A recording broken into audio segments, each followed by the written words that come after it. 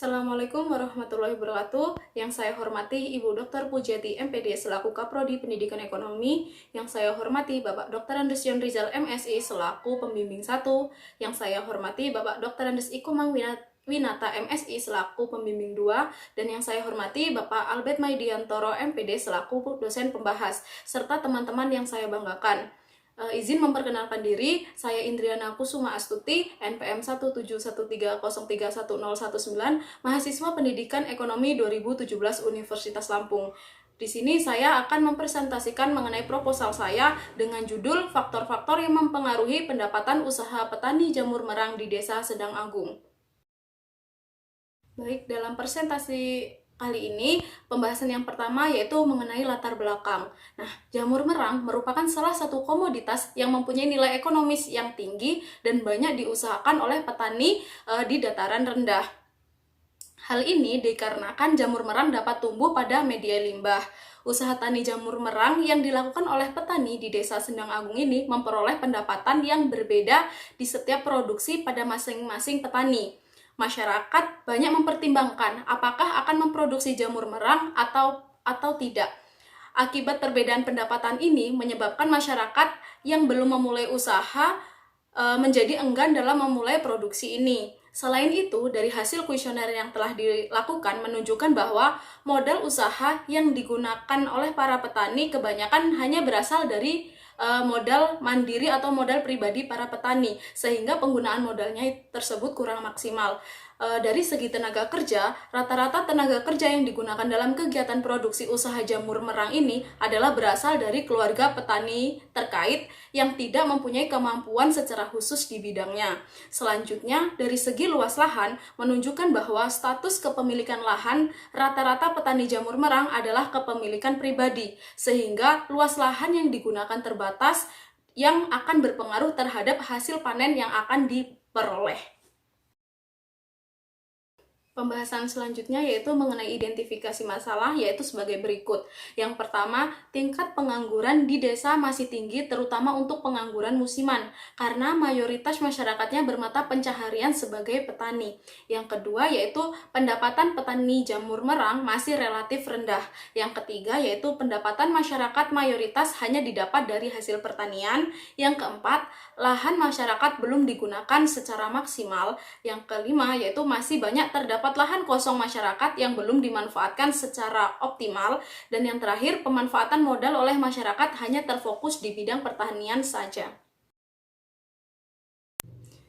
Yang selanjutnya yaitu rumusan masalah adalah sebagai berikut. Yang pertama, apakah ada pengaruh modal usaha terhadap pendapatan usaha petani jamur merang di Desa Sendang Agung? Yang kedua, apakah ada pengaruh tenaga kerja terhadap pendapatan usaha petani jamur merang di Desa Sendang Agung? Yang ketiga, apakah ada pengaruh luas lahan terhadap pendapatan usaha tani jamur merang di Desa Sendang Agung? Dan yang keempat, apakah ada pengaruh modal usaha, tenaga kerja, dan luas lahan terhadap pendapatan usaha petani jamur merang di Desa Sendang Agung? Yang selanjutnya yaitu ruang lingkup penelitian.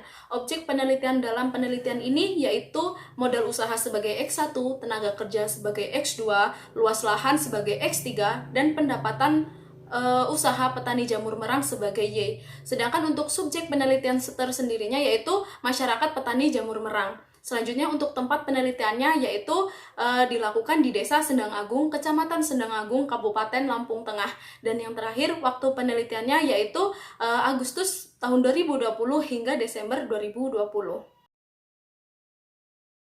Pembahasan selanjutnya yaitu mengenai tinjauan pustaka. Yang pertama yaitu pendapatan usaha. Menurut Eisern tahun 2001, halaman 89, pendapatan usaha merupakan hasil yang akan diperoleh dari usaha seseorang dengan jerih payah yang telah dilakukan. Yang selanjutnya yaitu modal usaha. Menurut Bauer dalam Daniel tahun 2004 halaman 74, modal merupakan kekayaan masyarakat, yaitu segala jenis barang yang dimiliki dan dihasilkan oleh masyarakat yang dapat digunakan dalam memproduksi barang-barang baru dalam menjalankan suatu usaha. Yang selanjutnya yaitu tenaga kerja. Menurut Tambunan tahun 2002 halaman 78, tenaga kerja adalah sebagai penduduk dalam usia kerja yang mampu untuk bekerja dengan tujuan untuk menghasilkan barang atau jasa dalam memenuhi kebutuhannya.